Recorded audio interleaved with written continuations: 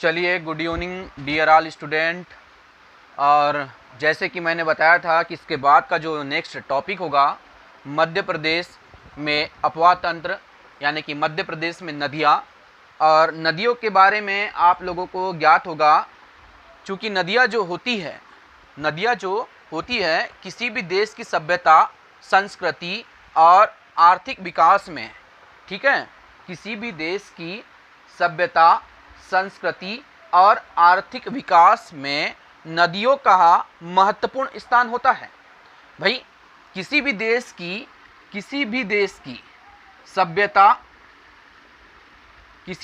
सभ्यता, संस्कृति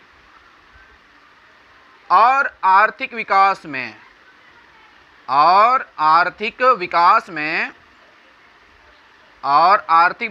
में किसका महत्वपूर्ण योगदान होता है?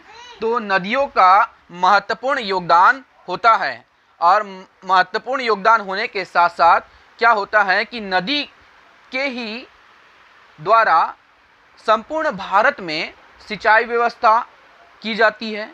उनमें से एक जो है, हम जो अभी नदियाँ चर्चा कर रहे हैं, मध्य प्रदेश की नदियाँ, तो बेटा मध्य प्रदेश में प्रवाहित होने वाली नदियों से सिंचाई भी की जाती है। यानी मध्य प्रदेश में जितनी भी जो अनगिनत जो नदियां हैं, 300 से अधिक जो नदियां हैं, उनसे सिंचाई भी की जाती है। यानी कि मध्य प्रदेश में नदियों का क्या योगदान है? सिंचाई भी की जाती है उनसे। मत्स्य पालन क्या किया जाता है? मत्स्य पालन भी किया जाता है। यानी मत्स्य पालन के लिए भी जो है नदियों का महत्वपूर्ण स्थान होता है। फिर जल परिवहन की दृष्टि से देखा जाए, ठीक है ना, जल परिवहन की दृष्टि से भी नदियों का अहम योगदान होता है। उसके बाद में आपका जो है परिवहन की दृष्टि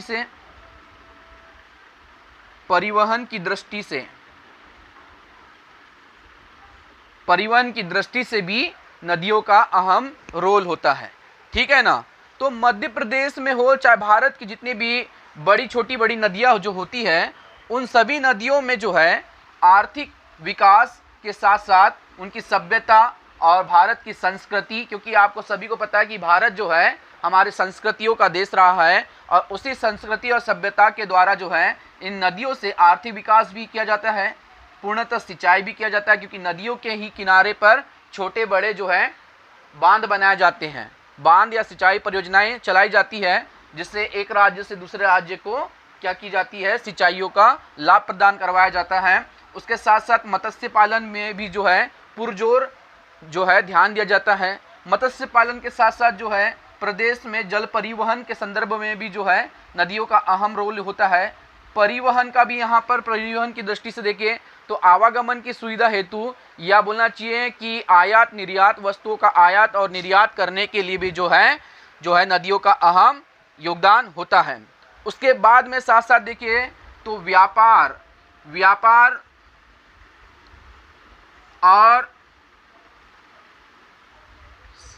व्यापार की दृष्टि से भी जो है नदी का अहम योगदान होता है। व्यापार के साथ साथ जो है पर्यटन क्षेत्रों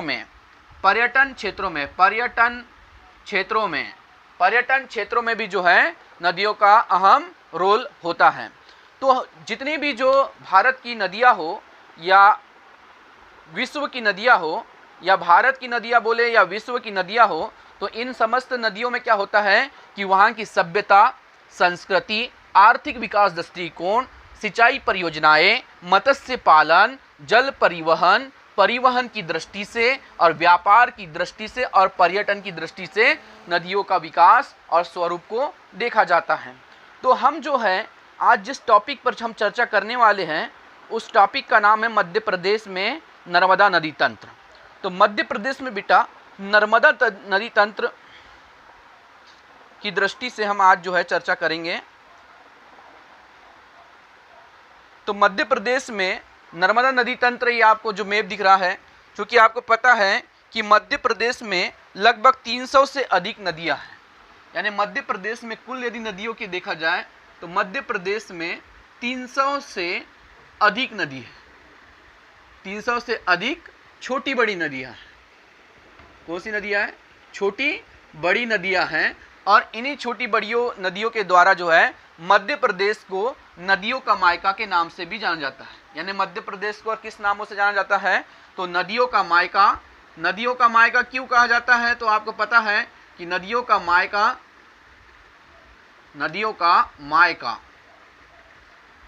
मायका इसलिए कहा जाता है क्योंकि मध्य प्रदेश में जो है नदी, बहुत सारी नदियां हैं, अनगिनत नदियां तो नहीं बोलना चाहिए, पर एक प्रकार से 300 से भी छोटी बड़ी नदी परियोजनाएं और नदियां हैं, इसीलिए मध्य प्रदेश को नदियों का मायका भी कहा जाता है।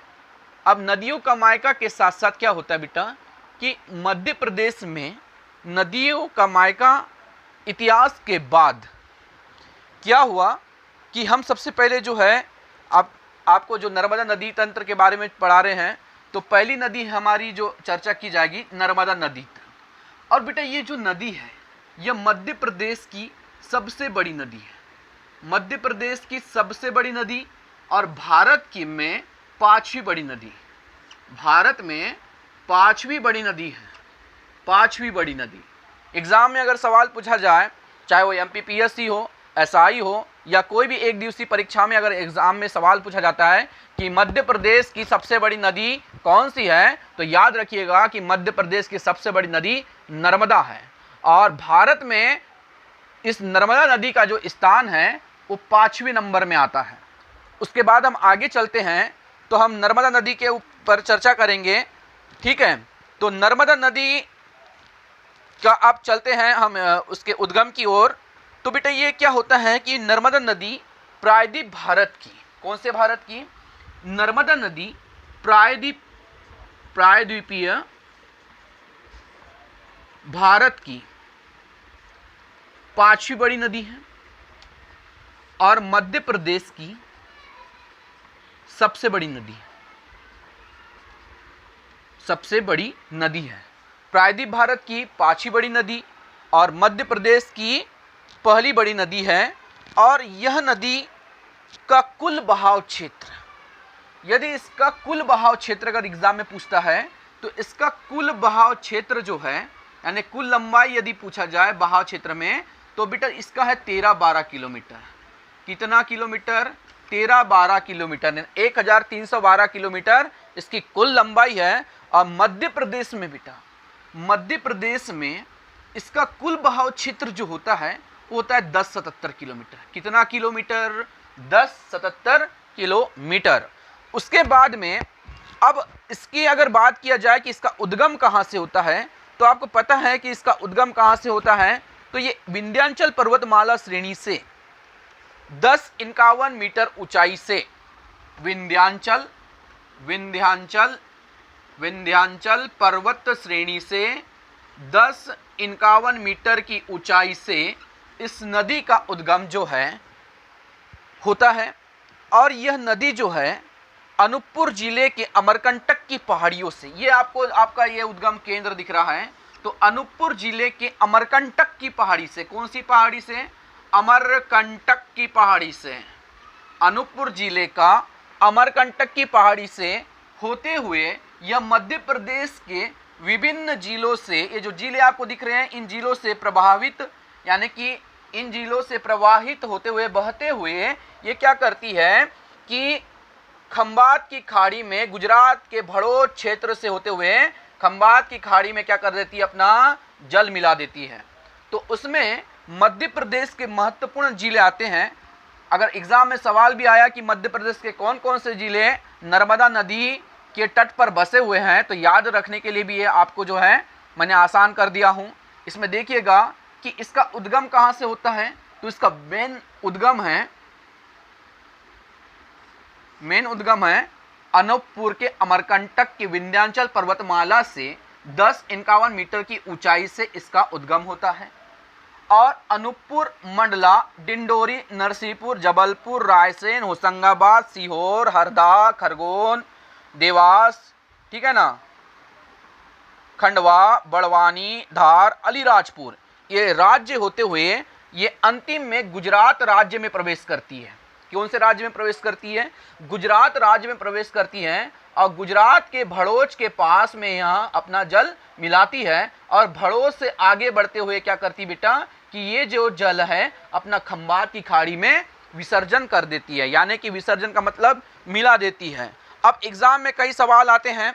अब एग्जाम में कैसे सवाल आते हैं तो उसमें देख लीजिए, इसकी अगर कुल लंबाई अगर एग्जाम में पूछा कि मध्य प्रदेश में नर्मदा नदी तंत्र की कुल लंबाई कितनी है तो 13-12 किलोमीटर। मध्य प्रदेश में इसका कुल बहाव क्षेत्र कितना है तो 1077 किलोमीटर। उसके बाद में भी अगर डिटेल में अगर सवाल पूछे तो ये मध्य प्रदेश में कुल इसका अपवाह तंत्र कितना, यानी कुल कितने वर्ग किलोमीटर के क्षेत्रफल में ये बहती है तो याद रखिएगा ये 93,180 वर्ग किलोमीटर इसका अपवाह तंत्र है। ठीक है, यानी नर्मदा नदी तंत्र क्षेत्रफल की दृष्टि से 93,180 वर्ग किलोमीटर के अपवाह तंत्र में संपूर्ण मध्य प्रदेश से होते हुए ये बाहरी राज्य में यानी गुजरात में भी इसका और महाराष्ट्र के कुछ क्षेत्रों में भी इसका क्या होता है, बहाव क्षेत्र होता है। अब आगे हम देखें कि भाई इसमें बात करते हैं कि मध्य प्रदेश में इसका कुल बहाव क्षेत्र कितना है तो बेटा मध्य प्रदेश में एमपी में इसका कुल बहाव क्षेत्र होता है, एमपी में इसका कुल बहाव क्षेत्र होता है 89.9%। यानी मध्य प्रदेश में यह नदी अपना जल का जो बहाव क्षेत्र करती है वो 89.9% के भाग में करती है। उसके बाद में भाई गुजरात और महाराष्ट्र में क्या करती है कि गुजरात में, ठीक है ना, गुजरात और महाराष्ट्र में ये 10.1% क्या करती है, ये अपना बहाव क्षेत्र है। यानी एमपी में इसका कुल बहाव क्षेत्र कितना है तो एमपी में इसका कुल बहाव क्षेत्र कितना है तो 90.9%। और भाई गुजरात और महाराष्ट्र के राज्यों में ये कितने प्रतिशत के भूभाग में बहती है तो ये है 10.1% के भूभाग में। टोटल हो गया 100%। यानी मध्य प्रदेश की नर्मदा नदी जो है इसका कुल बहाव क्षेत्र कितना है 13-12 किलोमीटर इसकी कुल लंबाई है। चूंकि 1077 तक यानी कि कहाँ तक, ये सिर्फ और सिर्फ अंतिम में अलीराजपुर जिले तक के सिर्फ और सिर्फ यहाँ एमपी में समाप्त हो जाती है तो 1070 किलोमीटर तक समाप्त हो जाती है। और आगे अगर बढ़ती है तो आगे अगर जो भी बढ़ेगी तो उसका जो आगे में जो है 13-12 किलोमीटर यानी कि आगे किलोमीटर जुड़ जाता है। उसके बाद में अगर चर्चा करें तो ये नदी के बारे में हम चर्चा करते हैं तो यहाँ पर देखिए बहुत सारे इंपॉर्टेंट सवाल अभी आएंगे आपको। ये बहुत ही इंपॉर्टेंट टॉपिक है, पीएससी एसआई की दृष्टिकोण से बहुत ही सागरवित ज्ञान जो है यहाँ पर आपको मिलेगा। अब भाई आगे हम चर्चा करते हैं तो बेटा यहाँ पर देखिएगा, मैंने यहाँ पर बताया था कि यहाँ पर खंडवा जिला आया होगा, कहीं खंडवा आया। और बेटा खंडवा में एक पुनासा बांध है। कौन सा बांध है? पुनासा। एग्जाम में पूछाएगा कि खंडवा में कौन सा बांध निर्मित है तो पुनासा बांध जो है कहाँ पर स्थित है, खंडवा में स्थित है। और इंदिरा सागर बांध भी इसको कहते हैं। यानी खंडवा का जो पुनासा बांध है इसी को जो है इंदिरा सागर बांध। कौन सा सागर बांध? इंदिरा सागर बांध। इंदिरा सागर बांध या पुनासा बांध कहाँ है तो खंडवा में है। और खरगोन में बेटा क्या होता है, ये जो खरगोन दिख रहा है यहाँ पर सहस्त्र धारा है। कौन सी धारा है? सहस्त्र धारा है। अब आगे हम चलते हैं कि इसके क्या क्या नाम रहे, इतिहास की ओर चलते हैं। अब इसके तो बेटा इसका नाम देख लेते हैं। इसका उद्गम मैंने बता दिया, इसका मैंने विलय भी बता दिया कहाँ मिलती हैं। ठीक है, अब ये नदी की बात अगर हम आगे करते हैं तो नर्मदा नदी को अन्य नामों से भी जाना जाता है। नर्मदा नदी को अन्य नामों से भी जाना जाता है, आपको स्पष्ट दिख रहा होगा। ठीक है, नर्मदा नदी को अन्य नामों से भी जाना जाता है। कौन कौन से नामों से जाना जाता है नर्मदा नदी को? ठीक है, तो नर्मदा नदी को कौन कौन से नामों से जाना जाता है तो मैकल सुत्ता, मैकल सुत्ता, सोमो देवी, सोमो देवी, मैकल सुत्ता, सोमो देवी, ठीक है, तथा रेवा। मैकल सुत्ता, सोमो देवी तथा रेवा। और पुराणों में बेटा एग्जाम में बहुत ही डिटेल में पूछ सकता है तो पुराणों में इसको क्या बोलते हैं? पुराणों में यानी प्राचीन समय में इसको बोलते थे पाप हरणी, पाप हरणी, पुण्यदायनी, पुण्यदायनी, पाप हरणी, पुण्यदायनी। और बेटा इसको टालमी ने, इसको बेटा टालमी जो थे हमारे, टालमी ने जो है इसको नामोदस के नाम से संबोधित किया। किसके नाम से? नामोदस के नाम से संबोधित किया। और कालिदास ने इसको जो है अपनी रचना कालिदास की कौन सी रचना है आपको पता है? कालिदास की रचना है मेघदूतम। प्रसिद्ध कवि भारत के शेक्सपियर कालिदास ने अपनी रचना मेघदूतम कालिदास की रचना है मेघदूतम में भी इसको जो है किया गया। और बेटा केशवदास इसने इस नदी को रसिक प्रिया में अपनी रचना रसिक प्रिया में भी इसका क्या किया है? नर्मदा नदी का वर्णन किया है। और बेटा आगे भी बाणभट्ट, नाम सुना है क्या? बाणभट्ट की कथा कादंबरी में भी इस नर्मदा नदी का उल्लेख देखने को मिलता है। उसके बाद में इसे मध्य प्रदेश की जीवन रेखा भी कहते हैं। क्या कहते हैं? मध्य प्रदेश की जीवन रेखा, ठीक है। मध्य प्रदेश की सबसे बड़ी नदी, स्वच्छ नदी, ठीक है ना, मध्य प्रदेश की सबसे बड़ी नदी भी है, ठीक। तो एग्जाम में अगर आपको सवाल पूछता है कि भाई नर्मदा नदी को किन किन नामों से जाना जाता है, तो आपको बताना है कि इस नदी को माइकल सुत्ता, सौमोदेवी, रेवा, पुराणों में क्या नाम थे? तो पापहरणी, पुण्यदायिनी, ठीक है ना, पापहरणी, पुण्यदायिनी इसके काय में नाम थे, पुराणों में थे। और भी इसके नाम अगर देखा जाए तो इसके नाम टालमी जो थे हमारे भूगोलविद भी थे, तो टालमी ने इसका नाम नामोदस रखा। कवि आपके जो कालिदास हैं भारत के शेक्सपियर, इन्होंने इसको मेघदूतम अपनी रचना में इसका वर्णन किया। केशवदास ने अपनी रचना रसिक प्रिया में इस नदी का वर्णन किया। बाणभट्ट ने अपनी रचना कादंबरी में भी इसका यानी कि इसका विवरण स्पष्ट किया। और मध्य प्रदेश की इसको जीवन रेखा नदी भी के नाम से भी जाना जाता है। उसके बाद में अगर हम आगे बढ़े तो बेटा इसमें क्या होता है कि यह नदी में कई छोटी बड़ी परियोजनाएं भी निर्माणाधीन है। अब उसके बाद में क्या होता है कि जब ये अपने उद्गम से, ठीक है, जब ये अपने उद्गम से आगे बढ़ती है, यानी उद्गम स्थल इसका अमरकंटक, अनूपपुर, तो ये अपने उद्गम स्थल से 8 किलोमीटर के आगे में कपिलधारा जलप्रपात बनाती है। 8 किलोमीटर आगे बहेगी तो यहाँ पर कौन सा जलप्रपात बनाएगी? कपिलधारा जलप्रपात 8 किलोमीटर में बहती है, तो ये कपिलधारा जलप्रपात बनाती है, ठीक है। और उसके बाद में जो है ये आगे में जाकर जो है दुग्धधारा जलप्रपात बनाती है। कौन सी धारा? दुग्धधारा। 2 जलप्रपात बना रही है, याद रखिएगा। अनूपपुर से ही होते हुए 8 किलोमीटर आगे बढ़ती तो कपिलधारा, और उसके आगे में एक जलप्रपात बनाती है दुग्धधारा। और खरगोन के महेश्वर के पास, ये जो खरगोन दिख रहा है, ये खरगोन के महेश्वर के पास में तीसरा जलप्रपात बनाती है, जिसको बोलते हैं सहस्त्र जलप्रपात। कौन सा जलप्रपात? सहस्त्र जलप्रपात, ठीक है। और खरगोन के बड़वाह के पास में, ठीक है, या खरगोन का बड़वाह है क्षेत्र है खरगोन के आगे में, तो यहाँ पर दर्दी और मंदार, खरगोन के बड़वाह के बाद दर्दी और मंदार बड़वाह क्षेत्र में, बड़वाह, खरगोन के बड़वाह क्षेत्र में दर्दी और मंदार जलप्रपात बनाती है।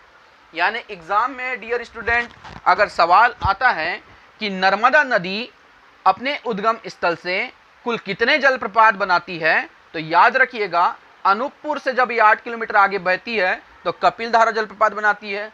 उसके आगे में बहेगी कुछ किलोमीटर में, 100 किलोमीटर के आगे बहेगी तो दुग्धधारा। और वहाँ से होते हुए ये जबलपुर, रायसेन, सीहोर होते हुए ये जब खंडवा पहुँचती है तो खंडवा में खंडवा का तो खरगोन पहुँचती है, तो खरगोन में कौन सा जलप्रपात बनाती है? सहस्त्रधारा। और खरगोन के बाद में ही ये जब ये आगे बहेगी तो खरगोन के आगे में यहाँ बड़वाह क्षेत्र आता है, तो बड़वाह में दर्दी और मंदार 2 नए जलप्रपात बनाती हैं। ठीक समझ में आ रहा है? ठीक है। उसके बाद में बेटा इस नदी के तट पर आगे हम चलते हैं। इस नदी के तट पर जलप्रपात के साथ साथ में और भी यहाँ पर आपने सुना होगा कि जबलपुर में 15 मीटर धुआंधार जलप्रपात बनाती है। कहाँ पर? ये 15 मीटर धुआंधार जलप्रपात कहाँ बनाएगी?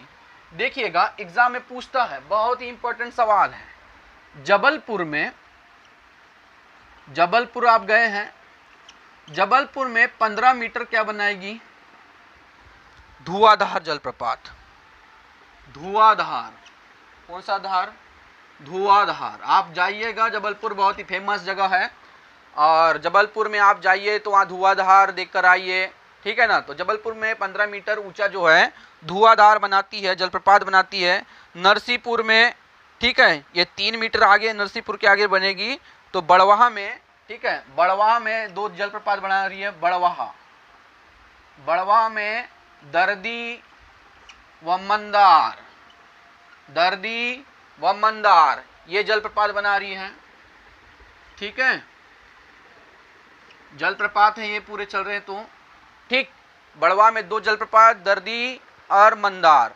और खरगोन में कौन सा जलप्रपात? खरगोन में ये नदी कौन सा जलप्रपात बनाती है? तो खरगोन में सहस्त्रधारा। कौन सी धारा?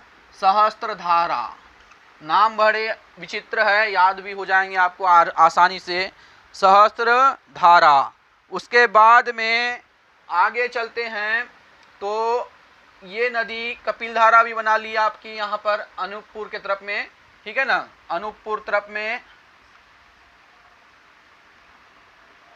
अनूपपुर में कपिलधारा, ठीक है। और दुग्धधारा ये जलप्रपात बनाती है, ठीक है। उसके बाद में क्या होता है बेटा कि इस नदी में जब ये अपने प्रवाह मार्ग से जब बहती है तो क्या करती है कि ये बेटा ये एस्चुरी का निर्माण करती है। किसका निर्माण करती है? मोस्ट इंपॉर्टेंट सवाल कि नर्मदा नदी किसका निर्माण करती है? तो ज्वारनद मुख का, यानी ज्वारनद मुख मतलब एस्चुरी का निर्माण करती है, ठीक है। और ये एस्चुरी का निर्माण कहाँ करती है? गुजरात के भड़ोच क्षेत्र में जब एक खंबात की खाड़ी में अपना जल गिरा देती है तो क्या होता है कि जल की जो धाराएं होती है वो ऐसे भागों में बढ़ जाती हैं, ठीक है। जो यहाँ पर जो क्षेत्र जमा हो जाता है बेटा इसको बोलते हैं डेल्टा, ठीक है। और उसके बाद में जो क्षेत्र होता है उसको बोलते हैं एस्चुरी। जब हम ज्योग्राफी पढ़ेंगे तो उसमें मैं आपको बहुत ही आसान तरीके से आपको बताऊंगा कि डेल्टा और एस्चुरी के बारे में क्या अंतर है, ठीक है। तो इसको नोट करते गए आप। उसके बाद में आगे चलते हैं तो बेटा नर्मदा नदी के तट पर कुल जो है 300 छोटी बड़ी परियोजना है। कितनी छोटी बड़ी है? 300 छोटी बड़ी क्या है? 300 छोटी बड़ी क्या है? नदी घाटी परियोजना है। कौन सी घाटी परियोजना है? नदी घाटी परियोजना। कौन सी नदी के तट पर है? तो छोटी बड़ी नदी घाटी परियोजना जो है नर्मदा नदी के तट पर छोटी बड़ी नदी घाटी परियोजना है, ठीक है। उसके बाद में जबलपुर में बांध, एक महत्वपूर्ण बरगी बांध, आपको पता है जबलपुर आप गए हैं तो जबलपुर में बरगी बांध है कि नहीं है। बरगी बांध के बाद में आप पुनासा जाएंगे तो पुनासा खंडवा में पड़ता है। मैंने यहाँ बताया हूँ कि पुनासा खंडवा में इंदिरा सागर बांध, पुनासा बांध देखने को मिलेगा, ठीक है। महेश्वर आगे जाएंगे, ठीक है। उसके बाद में आगे हम चलते हैं तो बेटा ये नदी जो है गुजरात में सरदार सरोवर आपको जो दिख रहा है ये महत्वपूर्ण डैम है। गुजरात में एक महत्वपूर्ण बांध है जो कि मध्य प्रदेश गुजरात का संयुक्त उपक्रम है। यानी कि संयुक्त उपक्रम का मतलब दोनों राज्यों के द्वारा एक यहाँ पर बांध बनाया गया जिसका नाम है सरदार सरोवर बांध। और ये सरदार सरोवर बांध, ठीक है, यहाँ पर स्थित है कहाँ? गुजरात में। उसके बाद हम आगे चर्चा करते हैं तो नर्मदा नदी की कुल सहायक नदियाँ कितनी हैं। एग्जाम में अगर आपको पूछें कि नर्मदा नदी की कुल सहायक नदियों की संख्या कितनी है तो आपको पता होना चाहिए कि नर्मदा नदी सबसे बड़ी है और नर्मदा नदी की कुल सहायक नदी की संख्या है 41। कितनी है? 41 सहायक नदी है, इसकी सहायक नदी है, ठीक है। पूरी 41 नदियाँ जो होती है ये सहायक नदियाँ होती है।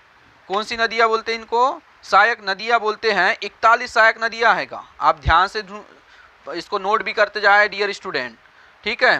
और 41 सहायक नदियों में से आपको पता है कि यहाँ पर जो है 22 नदी जो होती है बाएं तट से आकर मिलती है, 22 बाएं तट से और 19 जो है दाएं तट से आके मिलती है, यानी बाया और दाया, बाया क्षेत्र आपको पता है और दाया, तो बाएं से 22 नदी मिलती है आकर इसमें और 19 सहायक नदियां दाएं क्षेत्र से आकर मिलती है। ठीक है ना। तो सहायक नदियां मैं आपको बताऊंगा, बहुत सारी है। शक्कर है, हिरण है ना। मैं यहाँ नोट कर देता हूँ मुख्य मुख्य। शक्कर नाम सुने हो, अरे आप खाते हो, चाय पीते हो, एक शक्कर नदी भी है। दूधी, तवा, इसी की नदी है बेटा, दूधी, तवा, शक्कर। हथिनी, हाथीनी, हाथीनी, अरे हाथी होता है तो हथिनी भी होती है। वैसी एक नदी मध्य प्रदेश के आपकी नर्मदा सोन घाटी की, नर्मदा की सहायक नदी है हथिनी। बंजर भूमि होती कि नहीं होती है? होती है, तो बंजर नदी भी होती है जो कि नर्मदा की सहायक नदी है। उसके बाद में इसकी बहुत सारी है ना, चंद्रशेखर बारना भी है, इसकी नदी है। ठीक है, चंद्रशेखर भी है, चंद्रशेखर भी है, बारना भी है। ठीक है ना। छोटी तवा है, बड़ी तवा है। तो ये कुल मिलाकर टोटल 41 सहायक नदियां किसकी हैं? तो आपकी नर्मदा नदी की टोटल सहायक नदियां हैं। ठीक है। एग्जाम में अगर पूछा जाए तो दक्षिण से जो है शक्कर, दूधी, तवा, बरना से बहुत सारी नदियां आती है, गंजात वगैरह। ठीक है। और उत्तर से हिरण, तदोनी, हिरण भी नदी है। तो हिरण जो नदी होती है वो उत्तर के क्षेत्र से आती है, दाएं तट से तो हिरण वगैरह नदियां आपको मिलेगी। तो हिरण नदी भी पड़ती है, तिदोनी पड़ती है, तिदोनी। ठीक है ना, तिदोनी पड़ती है, बारना पड़ती है। ठीक है ना। उसके बाद में मान पड़ती है, उटी पड़ती है, ठीक, कानर पड़ती है। तो ये जो है इसकी प्रमुख सहायक नदियां हैं। पर एग्जाम में अगर आपको याद रखना है कि मध्य प्रदेश में नर्मदा नदी की कुल सहायक नदियों की संख्या कितनी है, तो कुल सहायक नदियों की संख्या है 41। याद रहेगा डियर स्टूडेंट, याद होना भी चाहिए, क्यों नहीं होना चाहिए। ठीक है, बहुत ही मोस्ट इंपॉर्टेंट सवाल यहाँ पर अभी आगे आपको पढ़ने मिलेंगे। ठीक है ना। अब बेटा आगे हम चलते हैं। तो मैंने बताया था कि इस नदी के तट पर 300 छोटी बड़ी जो है परियोजना है। ठीक है ना, छोटी बड़ी परियोजना है, बहुत सारी बड़ी परियोजना है। तो इस परियोजना में क्या है कि 29 तो बहुत बड़ी बड़ी परियोजना चल रही है। परियोजना क्या होता है? एक राज्य से दूसरे राज्य के साथ में संयुक्त परियोजनाएं होती है, नदी घाटी परियोजना। तो 29 बड़ी परियोजनाएं हैं और 135 जो है मध्यम परियोजना है। 135 मध्यम परियोजना है और 3000 तो बेटा इसमें जो छोटी परियोजना चल रही है। 3000 छोटी परियोजना चल रही है, 29 बड़ी परियोजना चल रही है। कुछ परियोजनाएं निर्माणाधीन में है। ठीक है ना। उसके बाद में आगे चले तो यहाँ पर दर्शनीय स्थल भी है बेटा। दर्शनीय स्थल आप घूमने गए होंगे। जबलपुर कौन कौन गया है? जबलपुर कोई गया है क्या? अरे मैं गया हूँ। दर्शनीय स्थल में मैंने देख के आया था भेड़ा घाट, और आप भी गए होंगे तो देख के आए होंगे। बहुत ही महत्वपूर्ण क्षेत्र है भेड़ा घाट। जबलपुर एग्जाम देने जाते हैं अधिकांश विद्यार्थी, तो पेपर छूटने के बाद में इसी क्षेत्र में जाते हैं भेड़ा घाट घूमने। ठीक है, तो भेड़ा घाट जाते हैं, वहाँ पर भेड़ा घाट दर्शनीय स्थल है, जो कि वो महत्वपूर्ण क्षेत्र है। ठीक है। उसके बाद में कपिल धारा, दुग्ध धारा और मंदार और दर्दी जलप्रपात महत्वपूर्ण है। उसके बाद में इस नदी के किनारे में जो बसे शहर है वो होशंगाबाद आता है। नदी के किनारे में बसे शहर है होशंगाबाद। होशंगाबाद, जबलपुर तो है ही है। ठीक है, जबलपुर, होशंगाबाद, नदी के किनारे में बसे शहर जबलपुर, होशंगाबाद, महेश्वर, खरगोन,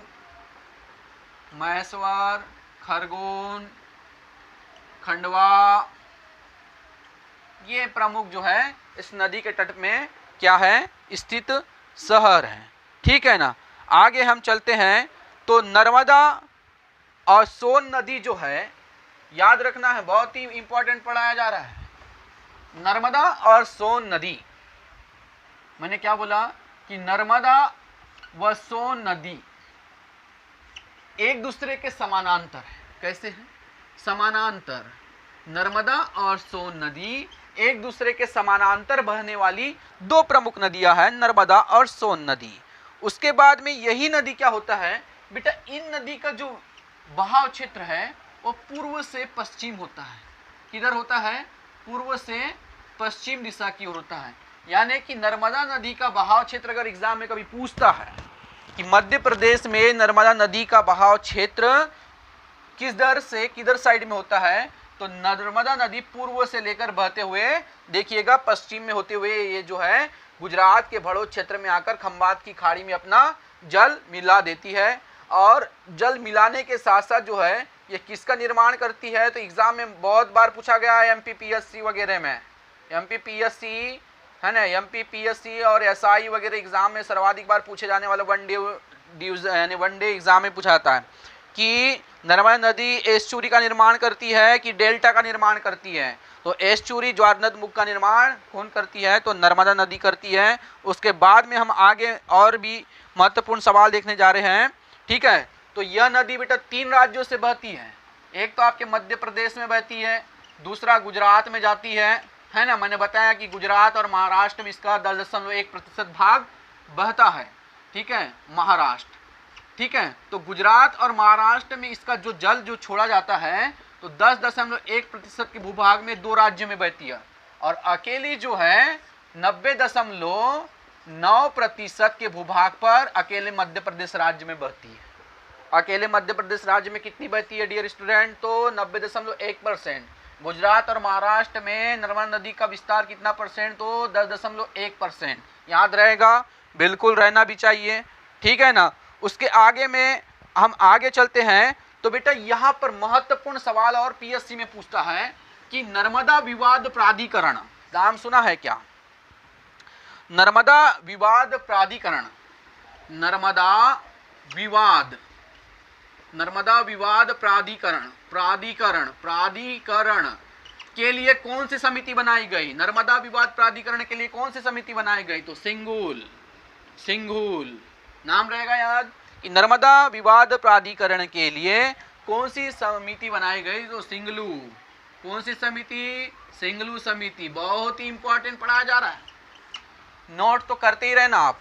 नर्मदा विवाद प्राधिकरण के लिए कौन सी समिति गठित की गई? तो याद रखना है आपको डियर स्टूडेंट कि सिंगुल समिति का ही गठन जो है नर्मदा विवाद प्राधिकरण के लिए किया गया था। कौन सी? नर्मदा विवाद प्राधिकरण के लिए सिंगुल समिति का गठन किया गया था। याद रहेगा क्या? नहीं रहना भी चाहिए। नर्मदा विवाद प्राधिकरण के लिए कौन सी समिति लाई गई? तो सिंगलू समिति लाई गई, ठीक है। नर्मदा बचाओ आंदोलन, नाम सुना है क्या? नर्मदा बचाओ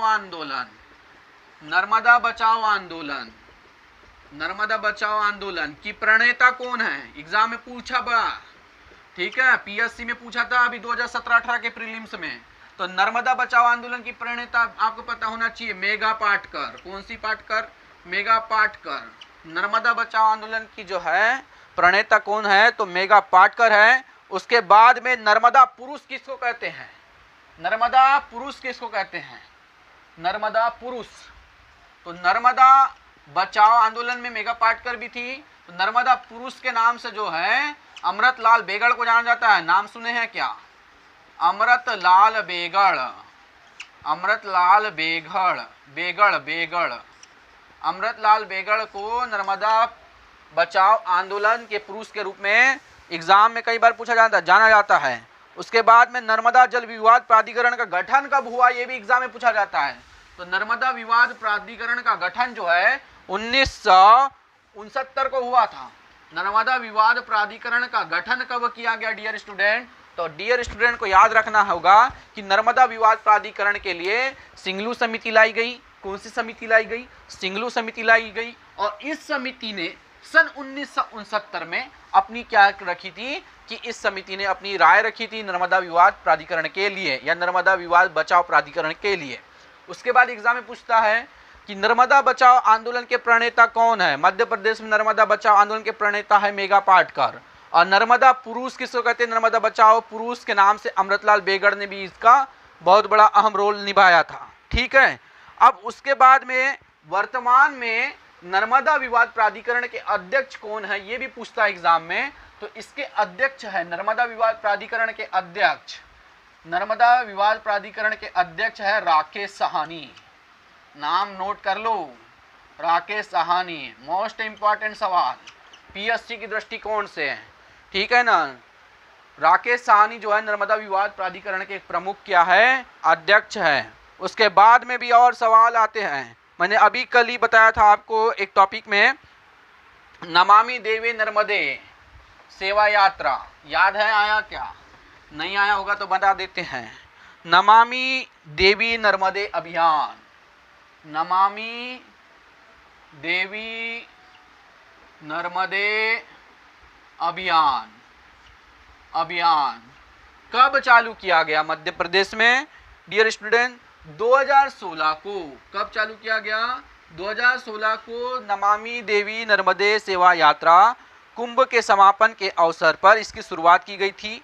और इसका उद्देश्य क्या था कि नर्मदा नदी के दोनों तट पर, ठीक है, नर्मदा नदी के पूर्वी क्षेत्र और पश्चिमी क्षेत्र में के दोनों तट में, उत्तर और दक्षिण के क्षेत्र में वृक्षारोपण करना। कौन सा रोपण करना?